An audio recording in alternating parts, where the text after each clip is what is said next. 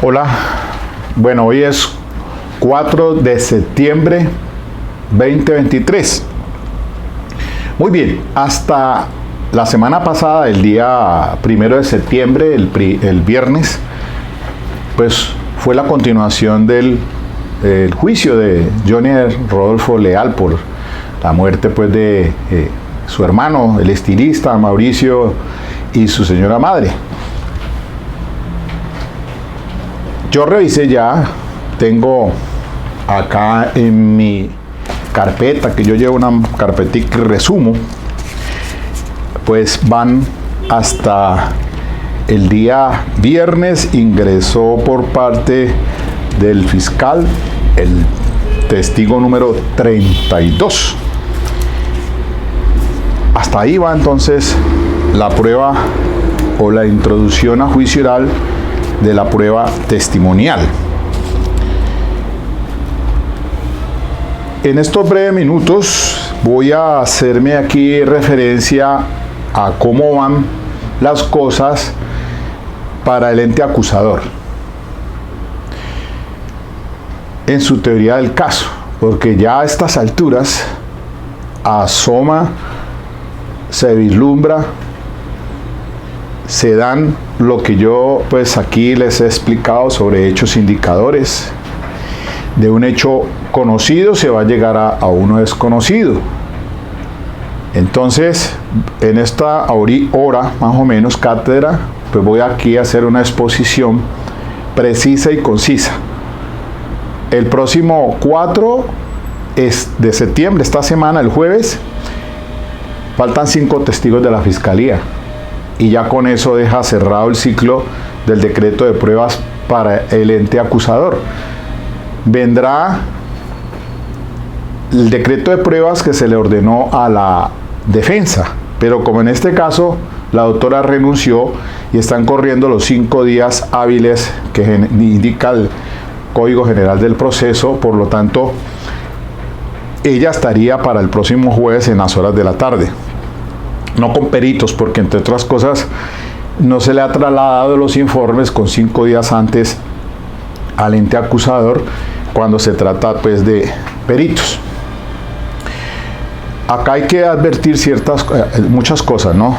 Yo por lo menos les pido el favor, si usted es muy sensible, si usted no es abogado y que maneja el derecho penal, pues haga caso omiso a este video, no lo vea, porque pues le va. Si usted es sensible, si usted es una persona pues que no conoce del derecho y más que todo el derecho penal, pero no lo invito a que lo mire, porque se va a impactar en cierta forma de ciertas cosas que voy a decir aquí. Tengo que advertir también que hubo una situación allí con el último testigo, Héctor Darío Izquierdo Soto, porque él ya había ingresado al juicio oral. Hago esta antesala de esto porque me parece importante decirlo. Es que este testigo número 32 para el fiscal volvió a estrado judicial, y él había estado ya como el testigo número 16. Es un investigador de policía judicial en temas de fotografía, y acá hizo un trabajo propio, y entonces hubo 2 informes. Por eso el fiscal lo llevó para que primero declarara en uno y después otro. Pero quiero dejar constancia de algo, porque me parece que sí parece ser que la judicatura, con anuencia de la defensa, dejó pasar algo que no había sido decretado en la preparatoria, porque es que acá el decreto de pruebas que tengo yo, remontándome a lo que le permitieron a la Fiscalía, Héctor Darío Izquierdo le había sido decretado en el punto número 23 de la preparatoria. El testigo Héctor Darío Izquierdo, informe de campo del 15 de diciembre del 21, fijación fotográfica y video. exploración lofoscopia al lugar de los hechos, procedimiento usado y análisis de luces fluorescentes, donde se encontró el cuerpo de la señora Marlene. Informe y se incorpora el video. Refrescar memoria y se autoriza el video. Pero en el punto número 30 de este mismo testigo, Héctor Darío Izquierdo, dice: informe para refrescar memoria. Informe del 13 de enero del año 22. Fijación fotográfica, cotejo, corroboración de la documentación recolectada y la evidencia hallada en el sitio. Se permite su práctica y el informe es para refrescar memoria e impugnar. Refrescar memoria e impugnar. Pero la judicatura permitió que entrara el contenido de 27 folios de ese informe, que un error también, dicen que involuntario, porque aparecía como 15 de enero cuando es 13 de enero. Y entonces le entendí lo último que dijo la señora juez. Dice que el informe del 15 de enero del 22 que corrió traslado y las resultas de ese informe o su objetivo al investigador en 27 folios. Lo que se autoriza incorporar son las resultas de ese informe. Se autoriza su incorporación porque lo ha reconocido. Pero eso no fue lo que quedó decretado en la preparatoria. Nunca se habló de 27 folios, que por lo menos yo no tengo ese dato allí que lo hubiera dicho la judicatura. De tal suerte que, ¿cómo se permite entrar 27 folios de ese contenido? Sí, el informe, el fiscal dijo, sí, para refrescar memoria, para impugnar credibilidad y en algunas eventualidades ¿para qué? Para referencia, como referencia. La defensa, cuando le dijeron que si había alguna observación, no, pero dijo sí, dejar en audio que el informe fue del 15 de enero y el que se le relacionó fue el 13 de enero, pero nada dijo la defensa en relación con ese contenido. En este momento, según las cuentas de la judicatura, va a la evidencia número 31, prueba número 31 para la fiscalía, que es ese informe que acabo de mencionar.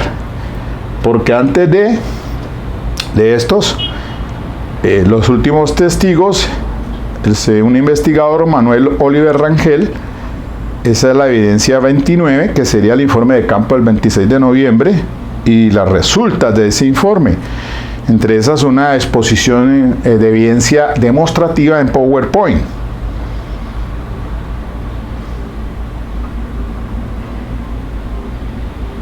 Ahí sí, pues no sé por qué se dejó entrar entonces ese contenido de este último investigador.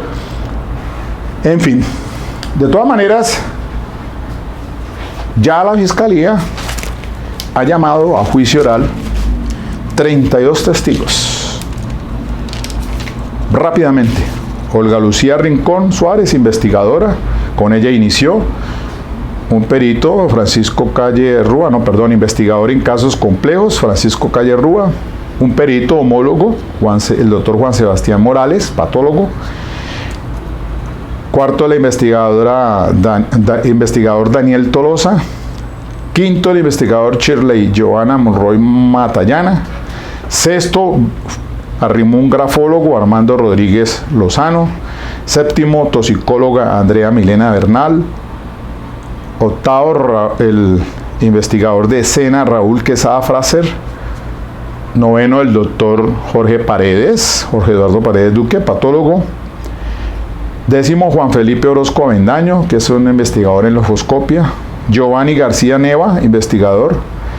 12, José Yair Ruiz, conductor de Mauricio. 13, Jairo López González, que es un biólogo forense. Carlos Andrés García Hernández, que es hermano de Jonier.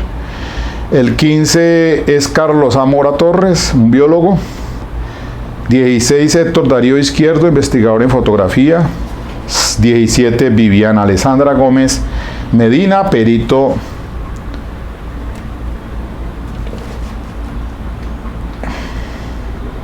el 18, Daniel Alejandra Gil Castro, investigador de análisis criminal.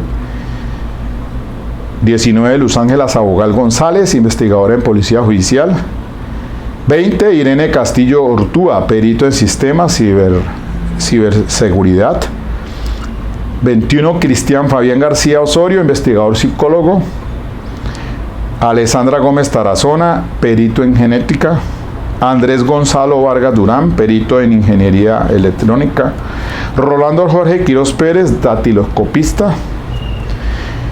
25, Jesús Antonio Medrano Gómez, investigador sobre el tema de los abonados, los celulares. Javier Eduardo Ruiz Cuesta, un grafólogo. Estas fueron en la última sesión del 1 de septiembre. Javier Eduardo Ruiz Cuesta, grafólogo. Diana Quiseno Cerinza, perito en genética. Dirisay del Carmen Contreras Miranda, que es la señora que hace el aseo. Andrea Carolina Contreras Miranda. Perdón, Andrea Carolina Contreras Poveda, la doctora perfiladora en análisis criminal y victimóloga. Supremamente importante este testigo, quizás para mí, entre todos, pues obviamente, este testimonio abre las puertas y da las luces en muchos temas que son cruciales, como lo voy a explicar. Nelson Alberto Pecha Hernández, un investigador en fotografía y evidencia demostrativa. Manuel Oliver Medina Rangel, evidencia demostrativa. Y Héctor Darío Izquierdo Soto. De las evidencias físicas o los elementos materiales de prueba, pues también ya van, como les dije y les expliqué, decretados, incorporados en el juicio oral con el número 31.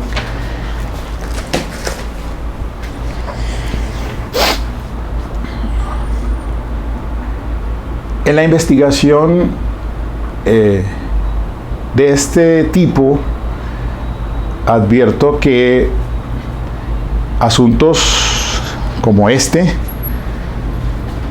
independientemente del caso de John Paul, que ya también está iniciando juicio oral, creo que hoy o esta semana, un tema supremamente interesante que también le voy a poner la lupa. Me parecería bueno para ese ejercicio académico del juicio oral. Aquí lo que me interesa a mí es el juicio oral. El papel y el rol del fiscal, el papel y el rol de la defensa. Además de las partes o intervinientes especiales, que prácticamente casi nada, a excepción del Ministerio Público, que puede hacer preguntas complementarias, en algunas ocasiones la juez del caso o el juez. Pero miren ustedes, para todos aquellos que nos interesan estos temas académicos, para mí personalmente ha sido enriquecedor. Yo me he nutrido, me he actualizado, porque la verdad es que solamente escuchando a peritos especializados en estas lides, pues uno se amplía un poco más el panorama académicamente, no solamente pues en la parte procesal penal, que es importante, pero también coadyuva en esto. Los investigadores tienen un papel trascendental, porque en este caso, como les dije, a diferencia de pronto del de John Paul, porque John Paul pues tiene unos videos donde hay unas evidencias demostrativas que pues lo ubican en una escena pues más clara, digámoslo así, frente a este caso, porque este caso pues no contaron con testigos que hayan tenía un conocimiento directo y personal sobre las circunstancias de tiempo y modo y lugar en que se cegó la vida de estas dos personas. Aquí prácticamente quien habla por las víctimas son los peritos.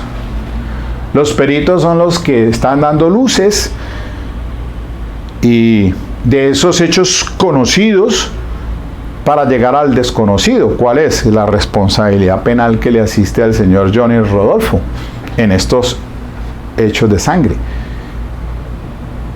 Por lo menos es muy interesante escuchar el testimonio de la perfiladora, la doctora Andrea Carolina Contreras Poveda, que resalto y me quito el sombrero ante el fiscal, porque el fiscal ha sido un señor profesional, muy comprometido con este caso, y se rasgó las vestiduras para sacarlo adelante con la técnica, porque aquí es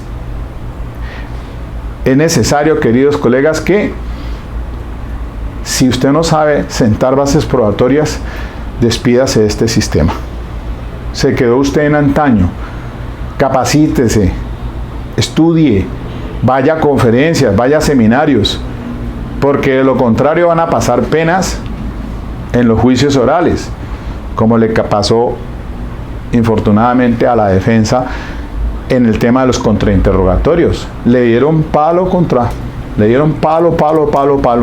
en las objeciones, hasta en el último, el del grafólogo.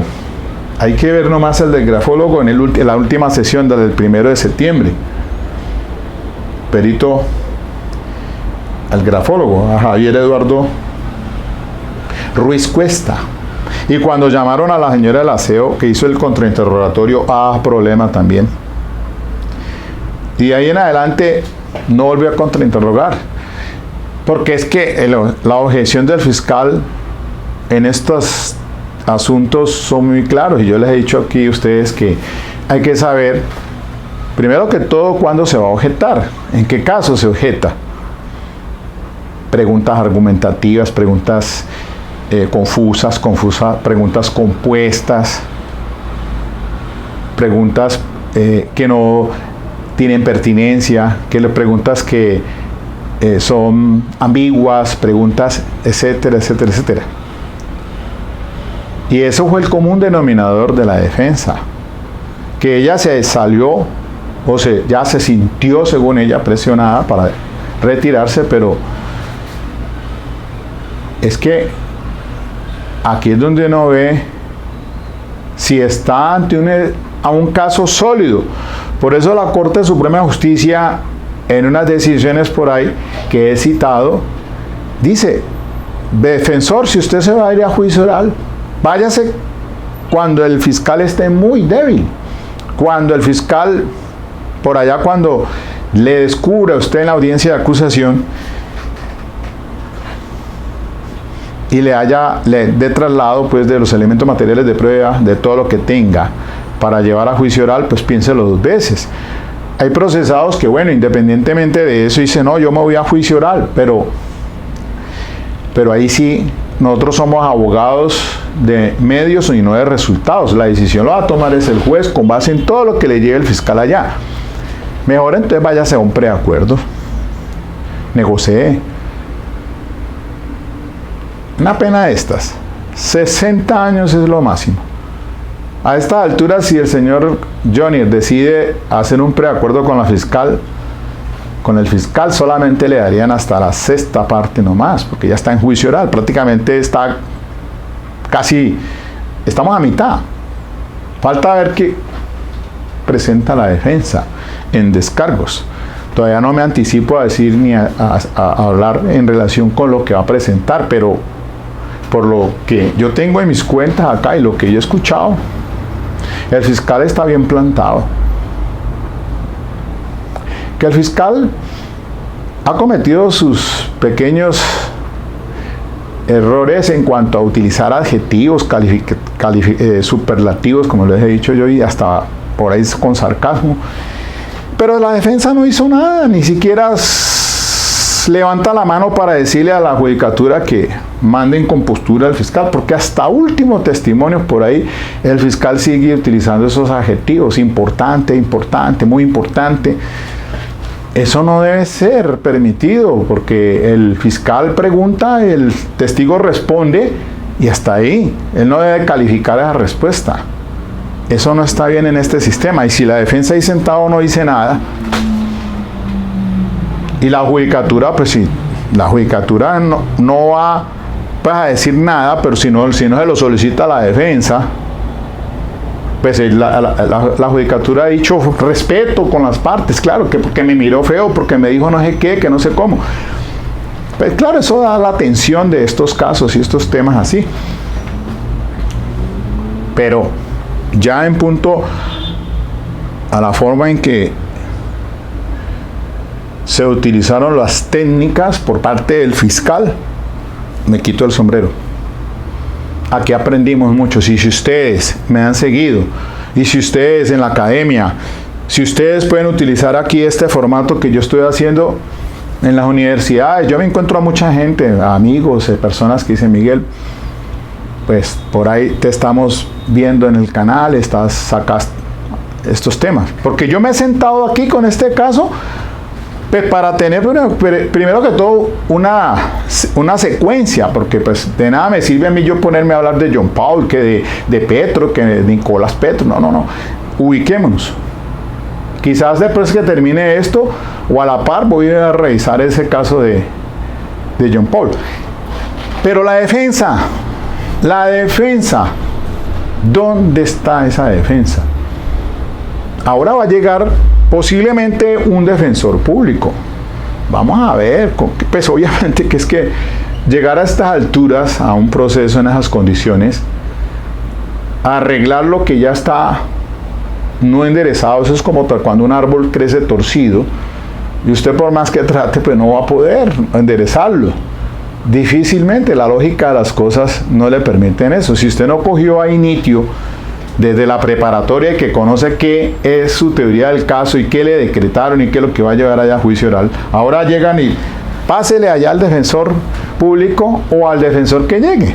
Porque es que incluso vi que la juez dijo: aquí mandaron un correo electrónico de un abogado ofreciendo sus servicios, diciendo que asumía el caso, para que a ver si de pronto Johnny lo llama.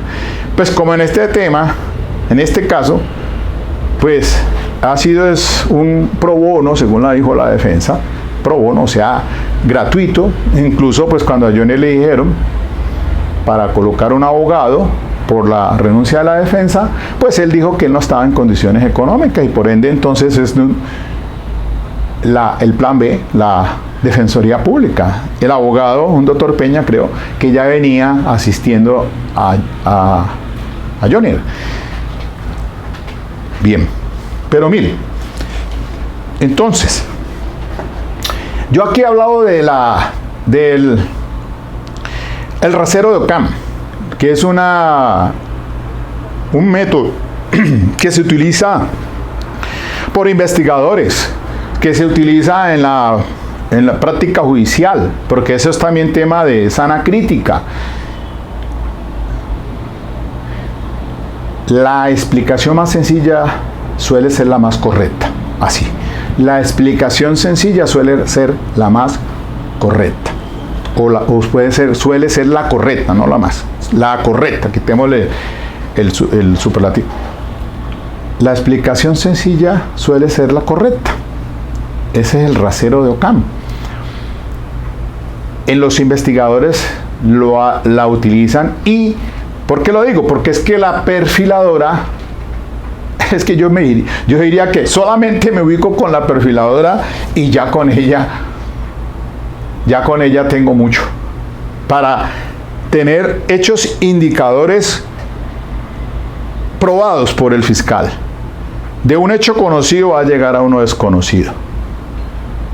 Y ahí aprendemos muchas cosas también, de pronto pues términos de saturación, de manchas de saturación, que de manchas de transferencia. Una cosa son las manchas de saturación, que es el lago, la huella hemática que deja el sangrado, cuando en este caso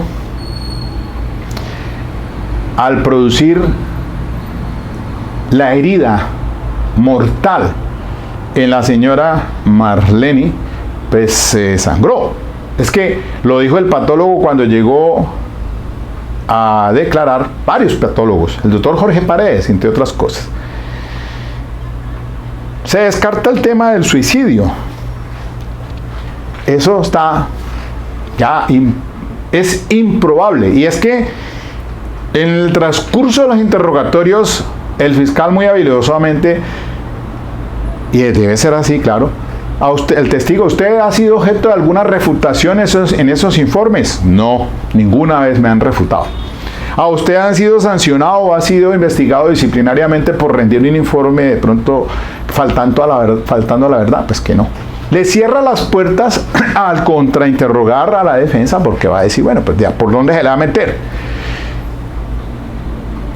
Entonces, importante, porque el Código de Procedimiento Penal nos indica cuando se le debe hacer el interrogatorio al perito. Por allá en la norma dice el 400, prueba pericial, la apreciación del testimonio, el 400 el artículo Instrucciones para interrogar al perito, artículo 417 de la ley 906. En el numeral sexto, sobre si en sus exámenes o verificaciones utilizó técnicas de orientación, de probabilidad o de certeza.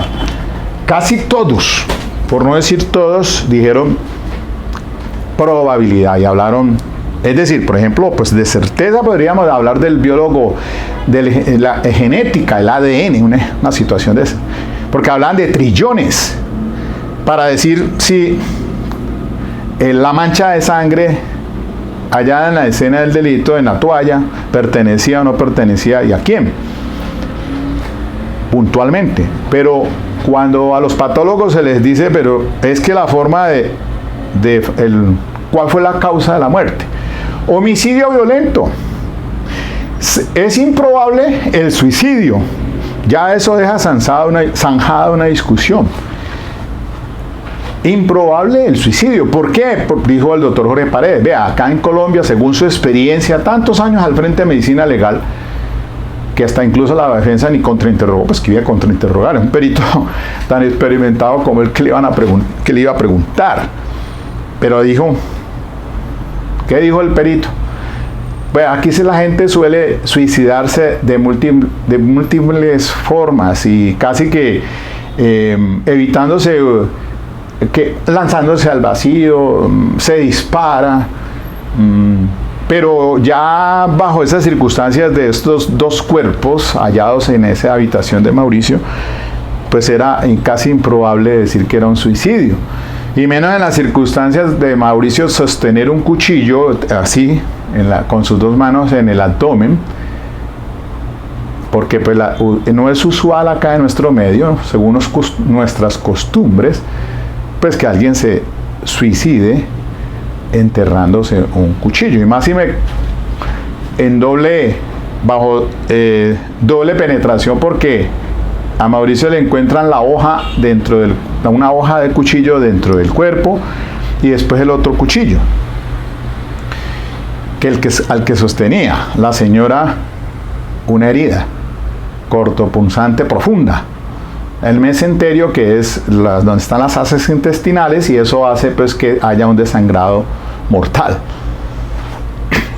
Entonces, eso importantísimo, los peritos y la ampliación de los 4 peritos, incluyendo el de toxicología, que fueron los que al inicio comenzaron por allá dando la declaración, para decir pues que de pronto, por ejemplo, el señor Mauricio tenía soplicona, unos medicamentos que se le hallaron en el organismo al estudio del laboratorio, en la necropsia, y eso pues permite establecer es que esa persona estaba somnoliento y que en cierta forma incluso lo que sí se traen a colación con de lo que le llamó la atención, porque no solamente a la perito Andrea Carolina Contreras, la del viernes pasado, importantísimo, la del perfiladora, victimología, al hacer el análisis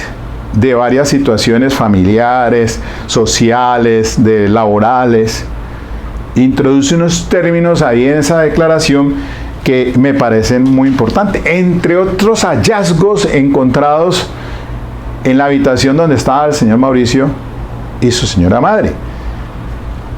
Dijo ella, le llamó mucho la atención el hallazgo de algunos elementos materiales de prueba y evidencia física cercanos.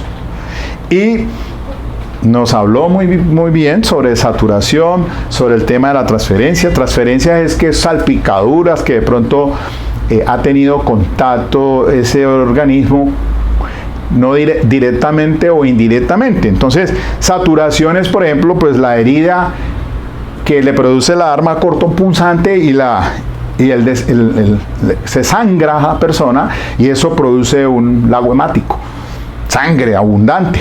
De cómo no encontraron en las almohadas, en la cama, y permite incluso hasta indicar a la perito, la perfiladora, pues que no había ni motivo ni razón por cual asesinar a este muchacho Mauricio.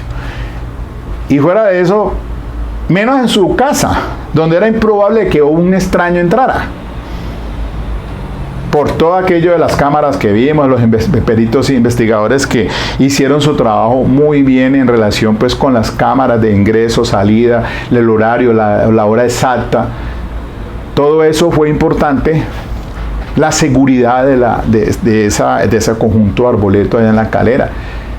Entonces, no ubicaban a nadie extraño, aparte del señor Johnny Leal, que estaba con su hermano y su señora madre.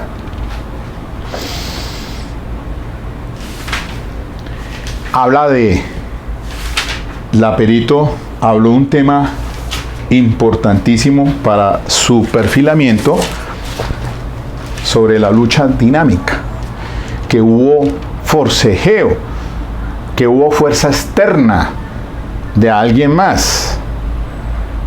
Claro, las heridas halladas longitudinales, hematomas, excoriaciones, eso permite inferir, de acuerdo a analizando la necropsia médico-legal con la criminodinámica. Eso es una expresión traída muy elegante, muy bonita, porque uno dice criminodinámica es pues el valerse de un maniquí, por ejemplo, decir, bueno, aquí encontraron esto. Los pliegues de las prendas, tema supremamente importante, eso le llamó mucho la atención. Entre si una persona se produce un pliegue, si ya seas volteándose por su cuenta para voltearse de otro lado o que sea por una fuerza externa. Todo eso a esta perito, esta investigadora especializada con una amplia experiencia y con una capacitación extraordinaria, pues arrojó luces muy interesantes en relación con la escena del delito. Todos estos son temas que la 43916 del 31 de octubre del 2016, esa es de octubre, sí, del 2016, de la doctora Patricia Salazar Cuellar, en un caso de un sastre por un delito sexual en Bogotá, de Efren Camargo se llamaba el señor, condenado por violación menor. Y entonces la Corte hizo la advertencia de que cuando se tratan de evidencias físicas y elementos materiales de prueba, pues tiene que construirse en el juicio oral paso a paso, como lo hizo aquí en este caso el fiscal. Porque llevó los investigadores, y acá también escuché el último investigador, sobre la recolección de evidencias y elementos materiales de prueba en la habitación de Mauricio, en la habitación de la señora Marlene, en el balcón. Todo eso empieza a dar luces para que, primero que todo, el que le recogió esas manchas de trazas, en la toalla, en el sifón, todo que se manda al laboratorio, y por eso entonces el perito en genética, biología, forense, para explicar puntualmente cada uno en su área, ir construyendo esa evidencia física sistemáticamente para dar a conocer pues un hecho indicador conocido que va a llevar a uno desconocido. Entonces, volviendo otra vez al tema de que el rasero de Ockham, la explicación más sencilla es la correcta. El hecho es que la perfiladora dice: el cuerpo de la señora Marlene estuvo en otra parte o en otro sitio diferente donde se le causó la muerte. O sea que se transportó el cuerpo al lado de la cama de Mauricio. A Mauricio lo presionaron, y por eso hablaba el doctor Elmer Montaña en alguna ocasión sobre las torturas que no fueron imputadas en este caso.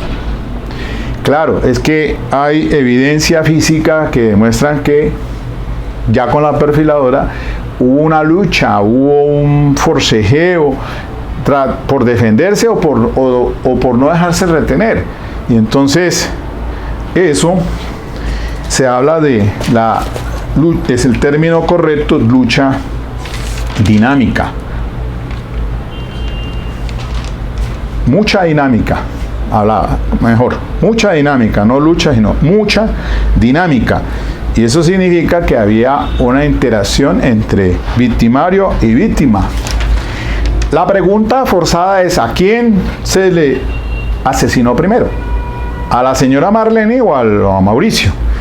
Independientemente de esa respuesta y para no ser sensacionalista, tal vez aquí en una charla que tenía con alguien muy allegado le decía: bueno, pero es que ¿cuál es la explicación más correcta? Es decir, acá escuchamos peritos al inicio de este caso hablando de la ventana de muerte, ¿no?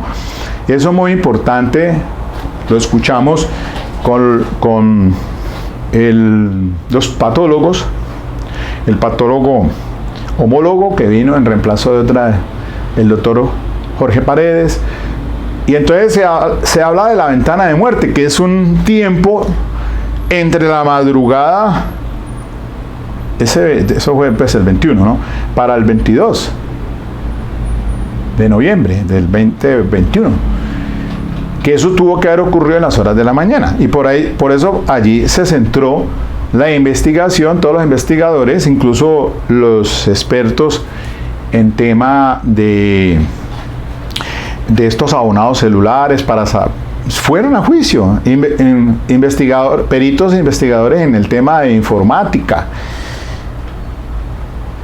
Supremamente importante cuando llegó el perito que decía que el celular del señor Jonier estaba encendido en esas horas de la madrugada. Perito grafólogo, el último, también traído para establecer si había uniprocedencia de esa carta suicida con unos oficios que le cogieron a Jonier allá en el búnker de la fiscalía cuando hacía memoriales pidiendo que le dejaran entrar a la visita. Entonces está la firma. Ese grafólogo fue preciso y conciso también, dijo: había uniprocedencia entre esa letra de esa carta con eso que se le encontraron a Jonier, por tal grafía y tal cosa, por aquí por allá. Entonces todo eso permite dar a conocer unos hechos o indicadores, unos hechos conocidos, o hablemos de la prueba indiciaria. De lo conocido vamos a llegar a lo desconocido. Se le van cerrando entonces las puertas al señor Jonier Leal, porque todo apunta en esta investigación y en esta incorporación de elementos materiales probatorios y evidencia física y de peritos que hablan por los fallecidos, por las víctimas, aportando luces en relación con circunstancias de qué sucedió al interior de esa casa de Arboleto, donde vivía Mauricio Leal, la señora Marlene y Jonier. Eran los tres que vivían en esa casa. Así, mis queridos amigos, pues es muy importante toda esta investigación que adelantó el fiscal y que logró con la técnica sentando las bases probatorias para muchas cosas. Vimos allí, yo pude darme cuenta, pues y esto es interesante para la academia, que ustedes sepan qué es refrescar memoria, qué es impugnar credibilidad. Si esos informes, algunos fueron decretados para refrescar memoria o para impugnar credibilidad. De hecho, la investigadora perfiladora pues se basó en las entrevistas, en el acervo probatorio, lo dijo allí, para hacer el perfil de la víctima, para el riesgo, dijo esto, para establecer el riesgo. Y era muy poco probable ese riesgo para Mauricio y la señora Marlene. No tenían enemigos, no tenían llamadas amenazantes. El muchacho, dijo ella, a través de esas entrevistas que está en ese informe, el muchacho tenía ganas de vivir. El muchacho era feliz, estaba feliz, que incluso quería hasta tener un bebé a través pues de inseminación artificial, que estaba contento porque era diciembre, y entonces se hacía tomar fotos del arbolito, que de pronto estaba ya, porque ganaba muy bien, ganaba bien en su profesión, en su oficio de estilista. Muchacho que tenía hasta un comportamiento que se cuidaba, que iba al gimnasio, que a veces con sus amigos o familiares, pero que fin de semana era más casero. Y hubo detalles allí entonces que encontró esa perfiladora que supremamente interesantes. El testigo número 29, analista criminal, que nos llevó por lo menos yo quedo así pues a la expectativa, y por eso entonces digo que la explicación más sencilla es la correcta. Entonces hablaba de la ventana de muerte, independientemente entonces a quién mató primero. Yo diría que al que menos ofrecía la lucha, al que menos ofrecía dinámica, o sea, oposición. Pareciera ser, es mi hipótesis, creo yo, y espero que me respeten esto, primero a la señora Marlene, más vulnerable. Después, Mauricio.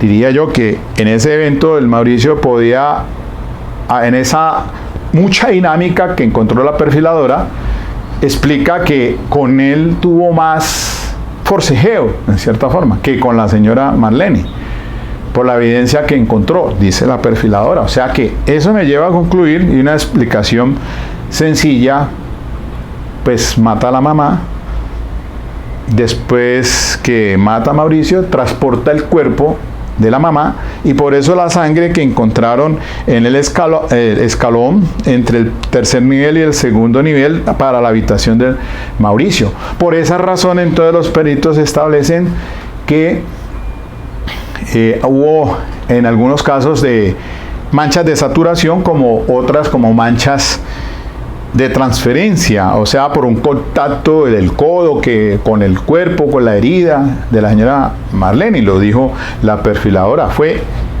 perfectamente diciendo las cosas de acuerdo al análisis entre la necropsia médica legal y la criminodinámica.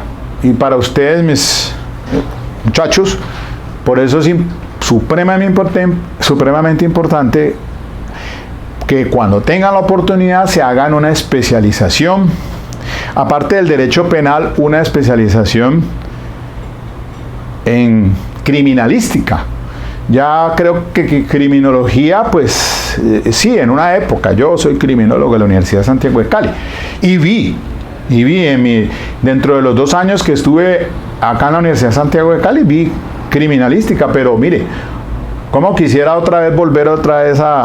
regresar a las aulas para uno actualizarse de tantas cosas, de trazas, de transferencias, de temas, todo esto que es necesario que lo conozcan. Y mire, les digo algo muy importante para el tema del contrainterrogatorio, porque la perfiladora fue hablando del tema, el tema de saturación, el tema de transferencia, el tema de mucha dinámica, y por allá, al final la investigadora, como perfiladora, habló de un asunto allí al cerrar, la confianza persistente. ¿A qué conclusión o consideración usted llega en esta clase de escena? Le preguntó el fiscal. Primero, como mencioné, ahorita hay una confianza, la confianza persistente. ¿Y por qué la confianza persistente? ¿Por qué llegué a esa consideración importante? Porque no cualquier persona ingresa a la casa de otro a cometer un homicidio con ese tipo de violencia expresiva. Ese es otro término, violencia expresiva. La persona o los victimarios que hicieron esto sabían dónde se encontraban los cuchillos, sabían dónde estaban las habitaciones, conocían el lugar, sabían cómo moverse para no dejar algo tan evidente. El nivel de riesgo, lo dije una vez, sí, el nivel de riesgo, estas víctimas en su estilo de vida, por el estilo de vida de Mauricio y Marlene, es bajo para morir en esas circunstancias que murieron. Mauricio nunca manifestó estar bajo amenazas. Por eso ella dice que le más fácil le resultaba hacer que si alguien quería matarlo, pues que lo matara bajo esa modalidad del sicariato, no dentro de la casa. Entonces ahora él murió en esa casa. El nivel de riesgo situacional para morir en su casa es bastante bajo. Allí se analiza cuando una persona está en su zona de confort, cuán riesgosa es que ingrese alguien y deje la escena como la dejó. Le preguntó al fiscal que si había sido alterada la escena y por supuesto pues ella responde que sí. Y dio detalles en relación del por qué, hablando de transferencias, hablando de lo que dijo ella muy importante al inicio, de la cercanía de algunos elementos materiales probatorios encontrados en la cama de Mauricio. Circunstancias de temas como de las transferencias que no se produce, del celular que tenía manchas de sangre en la parte posterior y no anterior, que si esa hubiera sido una zona donde se hubiera agredido a los dos, pues debía presentar manchas de sangre en la parte anterior del celular y no en la parte posterior. Detalles que solo tiene un buen investigador, mi querido Sherlock Holmes. Porque esos detalles son los que permiten, claro, darle al fiscal todas las herramientas técnico-jurídicas para lo que está pidiendo la Corte Suprema de Justicia sobre valoración e incorporación de las evidencias físicas de acuerdo con la sentencia 43916 del 2016 de la doctora Patricia Salazar Cuellar. Y por ahí hay una sentencia también que la escuché sobre documentos voluminosos, 58.597 del 27 de octubre del 21, sobre documentos voluminosos. Muy bien el fiscal en ese tema de cómo se utilizar bajo esa técnica para que solo ingrese la parte pertinente, no todo un informe larguísimo que presentan algunos investigadores. Entonces, en algunos casos esos informes sirvieron para refrescar memoria, pero también para incorporarlos, sobre todo los peritascos, ¿no? Eso sí, fue decretado por la judicatura en audiencia preparatoria, con excepción de esa cosita ese asunto que pasó con el investigador último, Héctor Izquierdo. Entonces, los invito para que revisen detalladamente esa testigo, perito, analista criminal, perfiladora. Y por eso los invito, claro, hay que ponerse uno en estos temas porque un buen abogado defensor debe también darle la talla como al mismo fiscal, en este caso el doctor Mario Burgos, porque el tipo bien preparado le dio la pelea que quiera a la defensa en ese contrainterrogatorio, no le dejó ni respirar. ¿Se le respetaron las garantías a Johnner? Sí, se han respetado las garantías, los derechos fundamentales. Yo he visto que ha sido la judicatura muy equilibrada, ponderada, claro, a excepción de lo que comenté al principio de este video, porque parece ser que pues ahí sí creo que se le fue la mano, decretando algo que no había sido permitido en la preparatoria, pero como la defensa, ¿dónde está la defensa? A lo largo de este asunto, mire, insisto, cuando debía intervenir no intervino. Solamente espero entonces, ya para cerrar este punto aquí y dejar esto aquí, la explicación más sencilla es la correcta, la que les dije yo ahorita en mi hipótesis de cómo sucedieron estos hechos de sangre esos días entre el 20, 21 y 22 en esa residencia, urbanización en La Calera. Pero es necesario que nos preparemos para juicio oral, porque es que el juicio oral hay casos muy complejos como este, y entonces si no sabemos contrainterrogar, y eso lo vamos viendo como que en las experiencias repetidas es que tendríamos las habilidades, pero por fortuna contamos con el canal de Florencio Focus Noticias y le agradezco, Florencio, desde este punto acá, desde mi programa. Gracias, usted está haciendo un trabajo muy bueno porque transmitir esas audiencias, sobre todo las de juicio oral, ¿no? Y por ahí veo que ya va a arrancar, hoy como que arrancaba la de John Paul, que también lo va a poner la vista, porque me interesa es para que ustedes se den cuenta, y aquí desde lo académico les digo, mire, hay fallas enormes en los defensores. Si no saben de este sistema procesal, no se metan a defender a una persona. Más bien dígale, hagamos un preacuerdo, negociemos con la fiscalía, y señor fiscal, ¿cuánto me da? ¿Cuánto le queda de quitra? Y negociemos. Lo que tal vez quiso hacer al inicio Johnny Leal, que después se retrató, después se reculó, y ahora le va a costar, porque en ese entonces, de esos 60, 30, era la el preacuerdo, porque pues lo que se evitaba era un desgaste de juicio oral. Pero bueno, a mí, en lo personal, pues yo digo, bueno, listo, que se den este tipo de juicios orales, para conocerlos, yo me nutro y enriquezco desde este canal para todos aquellos que en cierta forma se toman el tiempo de escucharme. que me dice cosas a veces, por lo menos uno que me dice que cortina, que bueno, yo me río de esa vaina porque, pues, si no le dicen a uno cosas importantes, interesantes, para que uno corrija, pues después de lo otro me río, cosas que le dicen a uno.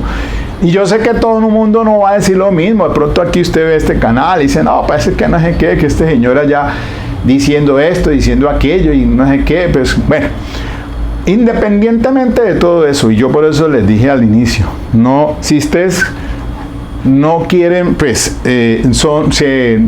sienten alguna,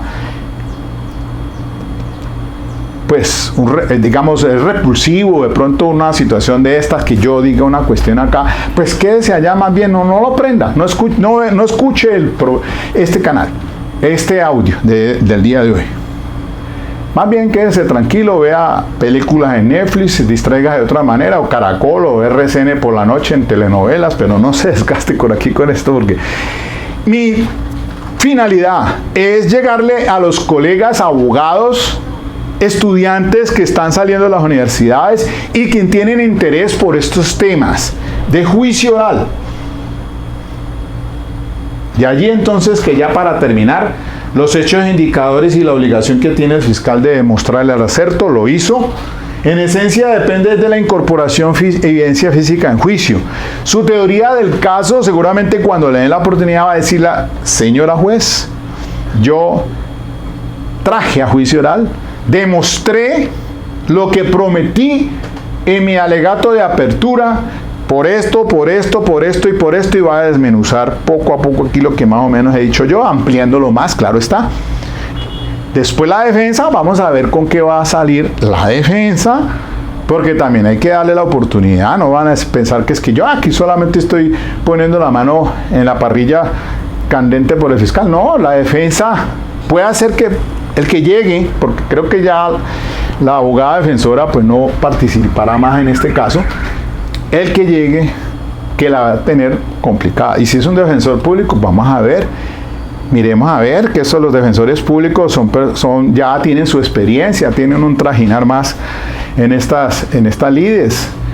Pero esperemos a ver con qué viene. Entonces así hacemos pues un juicio entre la abogada que salió y el entrante. ¿Y qué va a pasar? Porque escuchemos a ver qué viene de descargos.